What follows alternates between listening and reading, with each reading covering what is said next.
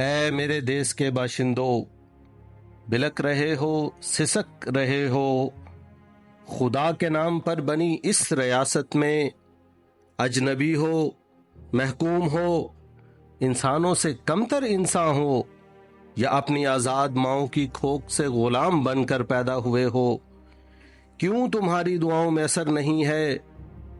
کیوں تمہاری ماؤں کی آہیں عرش میں ارتعاش پیدا نہیں کرتی؟ کیوں تمہارے آبا کے خواب اب تک لاوارث ہیں؟ کیوں تمہاری اولادوں کے مقدر میں تاریکیاں اور اندھیرے ہیں؟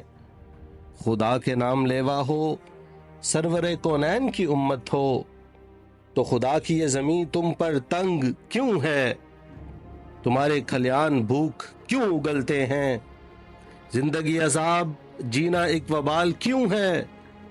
کیوں تمہارے رہبر تمہارے رہزن ہیں؟ کیوں اپنے ہی محافظوں کے ہاتھوں لٹتے ہو؟ بار بار لٹتے ہو اور بے حساب لٹتے ہو۔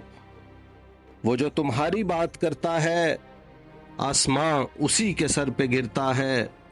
تخت پر چور بیٹھتے ہیں، وہ تختہ دار پر چڑھتا یا تمہارے درمیان گولیوں کا نشانہ بنتا ہے۔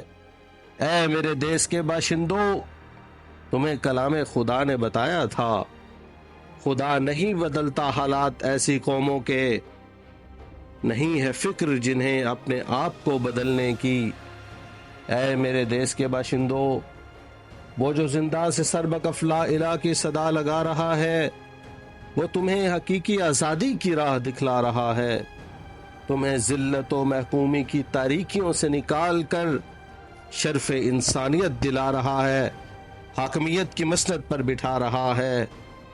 آگے بڑھ کر اگر نہ تھام سکے آج تم ہاتھ اس کا، تو لکھ رکھو، بلکتے رہو گے، سسکتے رہو گے، اور جیسا کہ اقبال نے فرمایا تھا، تمہاری داستان تک بھی نہ ہوگی داستانوں میں۔